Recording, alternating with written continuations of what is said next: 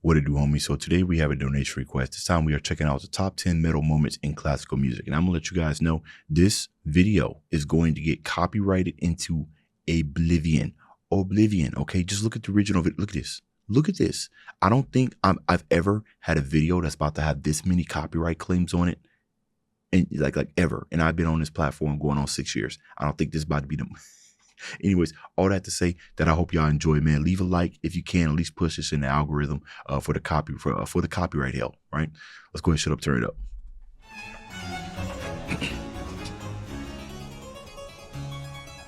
Honorable mention.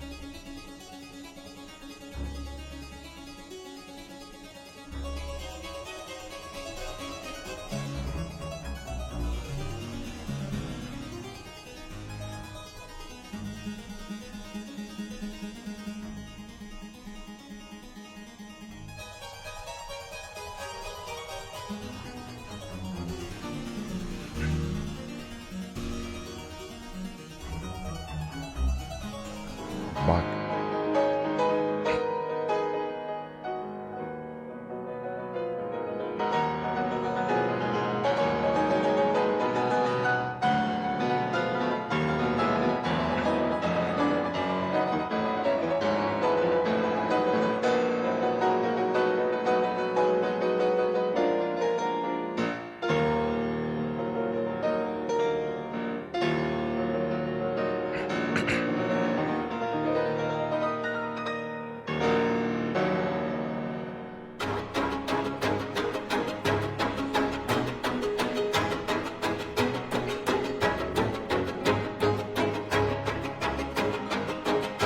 So for those of you that, new to the channel, which is probably most of you that's watching this, I doubt any of my subscribers would click on this once they see the notification.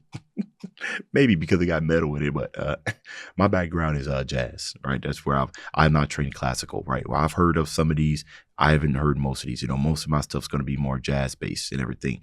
But I just wanted to point out, when it comes to classical music, that the wonderful thing about the music that we're hearing is that we obviously hear these type of these patterns. Like this is done in 3/4, but when it comes to like the musical elements, patterns, how it's played, flows, we hear this in today's music. I wanted to point it out is because way back then, only thing they had to reference was their own mind. So we hear these type of patterns. They didn't exist before they put it out, or maybe it did, just not specifically in this way, right? That just goes to show the timelessness. I mean, obviously the classicness of the music that they put out. Some of this stuff is still being referenced today. You might not even know it. You know what I mean? You watching this right now might be a producer. You were pulling on something that somebody classical done did. And people who are trained classical can hear that in modern music. You know what I mean? They'll hear it and say, oh, that sounds like that one thing right here. Oh, you took that from there, but you just didn't know it. You know what I mean? That's amazing, right? Because how old is this song? I wish you would put that up there. Like they uploaded this, the year that it came out. I mean, it's small information. It's mostly benign. Doesn't really matter. But still, just kind of give you a nice little comparison here or realization, if you will. The timbre of the strings.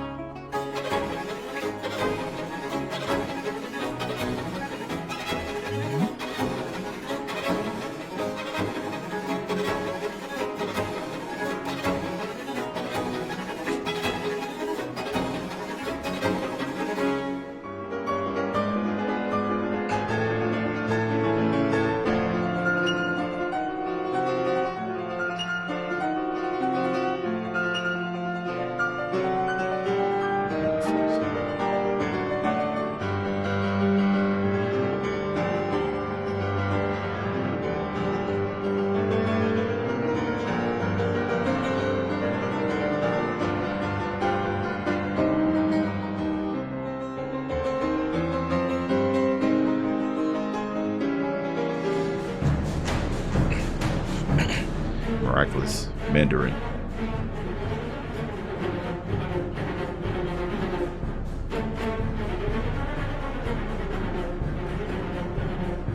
See, this has a more modern kind of sound to it.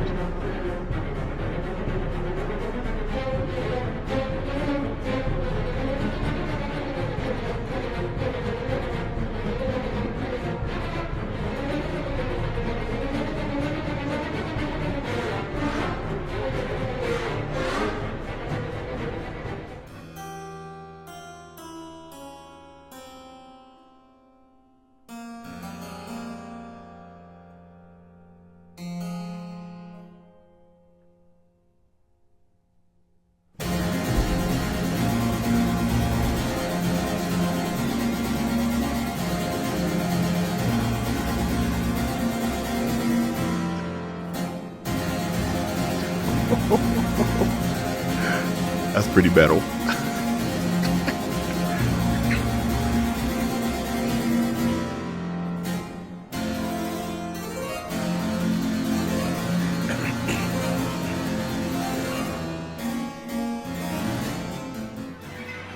You want to know something? I wonder if you wanted to try to get somebody into like the brilliance of classical music, if you just take what they've played here and just put it on another instrument, right? That last one, if you just put that on like a guitar, like an electric guitar, just make that sound really metal, then people would understand that brilliance. Sometimes it's just the instrument people just got to get over. You know what I mean? The piano, you know, and the way that it's played, the audio in which it's recorded. You know what I mean? It's not specifically high fidelity, if you will. So I'm interested in that. Somebody's probably done it. There's probably a channel that plays classical music and with, I was about to say modern instruments, as if the violin, the viola, the strings, and the percussive instruments like the piano isn't already still being played. You know what I mean? Maybe more in that case, I'm going to say an electrical instrument. There it is. That will bring it into the modern age.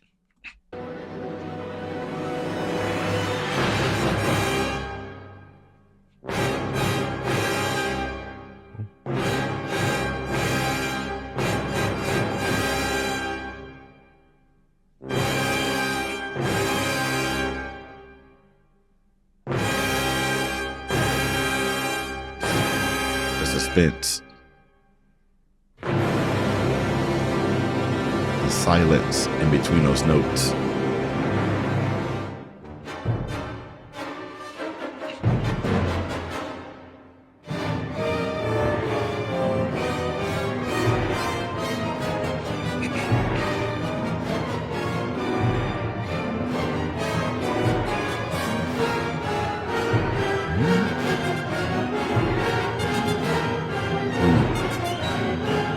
The brass section.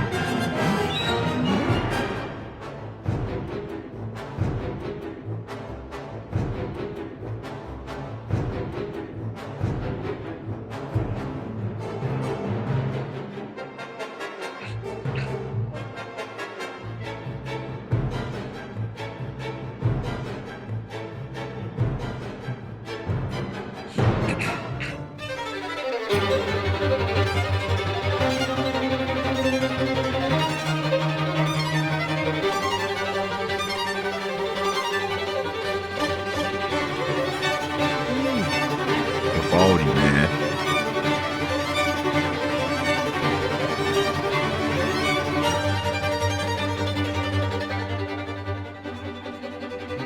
We can play with dynamics.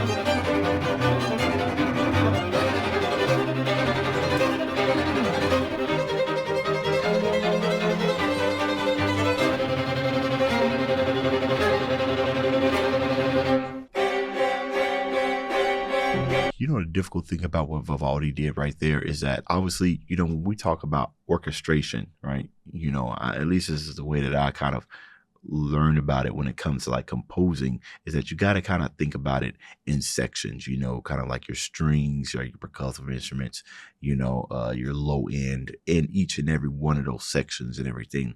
And then making sure that you don't have anything that is competing or something that's carrying a melody. You know, you got your counter melodies, you got your rhythm section. And then, you know, not only are you taking the melodies and then the composition into play, but you also got to take the timbre of the sound. You know, how much does that take away from, you know, everything else that's competing? Does it compete against it? And I think that's the reason why, you know, I'm a saxophone player. So I think that's the reason why you don't hear saxophones that often in classical music, is because it's just weird. Its timbre is weird. Like, where would it put it? Maybe I can argue the soprano, possibly, but like the tenor, maybe the bari, but like the tenor and alto, it's too weird. So when I hear all these competing elements that's going in together, there's a lot of thought, right? That goes into, all right, what could be playing right here? What could be dominating, but what can also kind of serve as accountability that doesn't take too much away from it. And it's just that constant ebb and flow, that constant push to get to this final result. And it's endless and endless amounts of tweaking. Back then, right?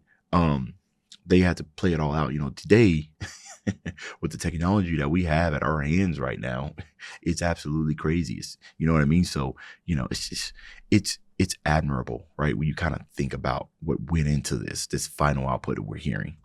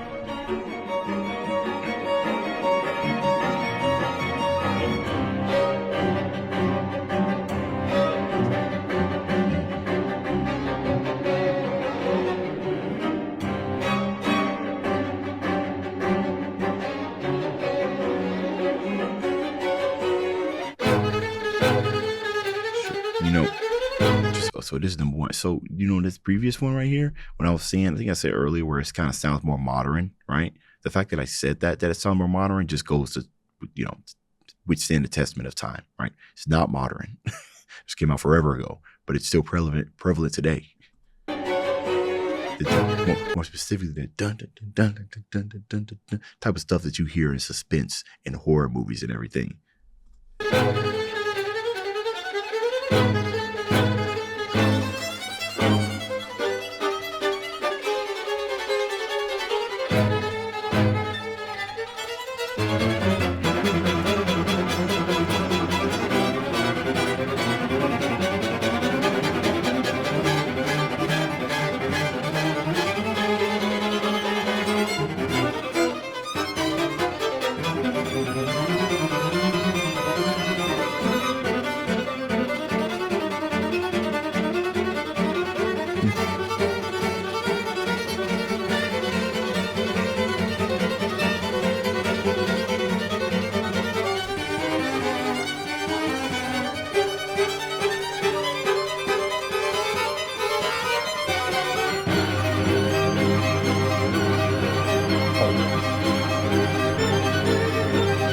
Mode change.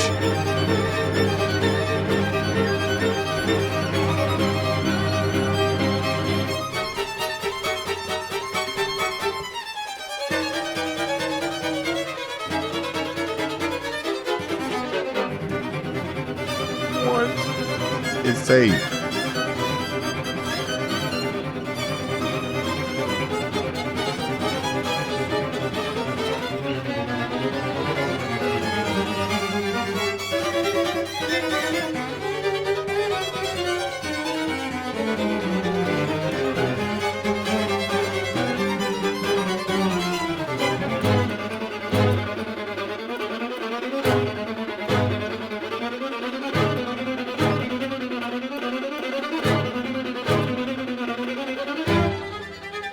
Almost hear some string percussive elements in there.